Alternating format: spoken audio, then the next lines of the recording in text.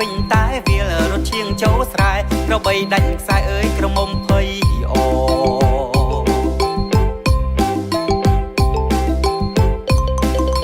អោទឹកថ្នោតផ្អែមអើយអ្នកផ្អែមត្រជាក់ម្លេះណាបងត្រង់ទុងជន់ជីវ៉ាទឹកថ្នោតទឹកដងស្នេហាញ៉ាំកាលណាត្រជាក់ដល់ថ្លាញ៉ាំកាលណាត្រជាក់ដ